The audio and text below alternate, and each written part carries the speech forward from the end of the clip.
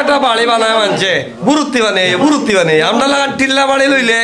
পানি আইলো না মানে আমরা আনারস বাগান করি আরো কৌতা করে টিল্লা বাড়িতে দেখিয়ে আমরা মানুষের আশ্রয় দিই টিল্লা দিয়ে উঠাই ও বেটায় বাড়ি লই আইছেন তারিয়া ও বেটার নাম গঞ্জি এরা সব খামলা আজকে সিটি কর্পোরেশন থেকে আনছি খামলা অকল সবটা জায়গায় ইটুর তো জায়গা তো আমরা আর এক রুম দেখাইলাম দহকা এখনো পানি আমাইছে না সিস্টেম করে রাখা হয়েছে আস্তে আস্তে সবটা তুলে দেওয়া হয়েছে এখন অবস্থা পিছিয়ে দি পানি কিন্তু আইচ্ছে সামান্য বাকি দিছে এছাড়া উপায় নাই উড়াল দিতে হইব এরপরে আমরা ফ্রিজ তুলছি হই দেখুন ওই দেখুন আমরা ফ্রিজ ব্যবস্থা করা আর কি পানি আমরা এখনো ঢুকছে না তবে একবারে আরো 1 ফুট বাকি আড়ে করে 1 ফুট বাকি আর উঠানো অবশ্য পানি ইচ্ছে এটা আমার বোনের বাসা তারা হজও আছেন বর্তমানে স্বামী স্ত্রী আর শরণার্থী হল্লাহান আস্তে আস্তে সবটা হরানি ওর উপরে তুলা ওর ও উপরে নিয়ে তুলা নিয়েছে উপরে মানুষের দুঃখ দুর্দশা দেখতে আর ভালো লাগে না ঈদের একটা সময় গেছে আজকে ঈদের পরের দিন কিন্তু মানুষ এত বেফানা এত ফেরেশান হইয়া মানুষের চক্কর দেয় আর ঈদের আমেজ তো আর নাই হইলেও চলে কালকে রাত থেকে যে শুরু হয়েছে এখনো আমি একটা আমার কথা নাই নদীর পানি সমান হয়ে গেছে ওইটা সুরমা নদী অফিসে দেখা যায় সুরমা নদী আর ওই লোক একটা বাড়ির লেভেল আছে আর 3-4 ইঞ্চি শেষ ঢুকে যাবে পানি আর এই সাইডে বাড়তি গড়ের মাঝে পানি ঢুকে গেছে আমি একটু আগে দেখিয়া গেছি তারা অন থেকে এটা হলো তারা জানালা আর জানালাও ইয়া তারা বাড়াইয়া গেছে দেখুন পিছনে সবটা তুলা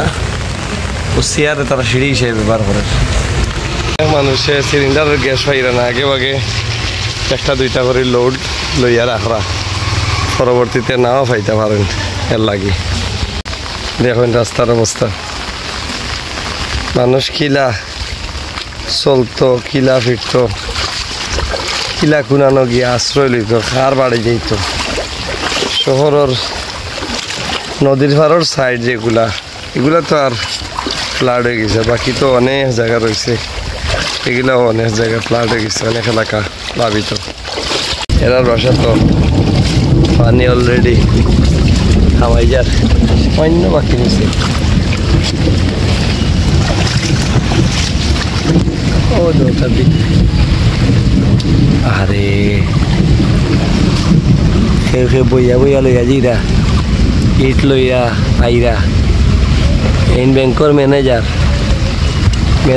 সপ্তাহ ছুটি যার ইট বইরা তাই নহন কিতাবা কিলা লাগের বা ইট বইরাই নি সাত দিতাম নি আইয়া ও দেখুন জিনিস নিয়ে আইছে মালা করিয়া জিনিস কত সুন্দর জিনিস নামাইছে আইয়া তারা সুযোগ পাইছে আস্তে আস্তে ঈদের দিন গতকালকে গেছে আর মানুষ নিজের বাড়িতে অন্যর বাড়িতে গিয়া ঈদ পালন করছে আর ঈদ আসলে পালন করতে ও তো ঈদের নমাজ পড়ছেন কোন রকম মানে মসজিদও ঈদের জামাত হয়েছে না অন্য হানো গিয়া অন্য এলাকার মানুষে গিয়া নমাজ পড়ছেন তো মানুষ আসলে বেফানার মাঝে পড়ে গেছে কই জিততো কিতা করতো খার গেছে গিয়ে দুঃখ হইতো আল্লাহ ছাড়া আসলে আমরা কেউ নাই আর মশায় মানুষগুলোর পাশেও মানুষ সাধ্যমতো দাঁড়ার অনেকে আসলে নিজেরও বিপদী দাঁড়াইতো গুনানো তো আমার ওই দৌকা আমি দেখাইছিলাম গতকালকেও আপনার ভিডিও আজকেও দেখাইলাম দেখো এইখানে প্রায় উরাতি মাফানি এখন এখান মারিয়া ও ভিতরে গিয়া টিল্লার অবশ্য আমরা বাড়ি আলহামদুলিল্লাহ তো আশেপাশের মানুষ হলো কি অবস্থার মাঝে আছে আমরার নিচর বাড়ি যেটা আছে এরা কত সমস্যার মাঝে আছে, না খান্দিতে পারে, না দুঃখ খেয়ে গেছে শেয়ার করতে পারে, কিচ্ছু করার না। এই বাড়িতে পানি ঢুকে যাবে একটু পরে। তো আসলে এটা হওয়ার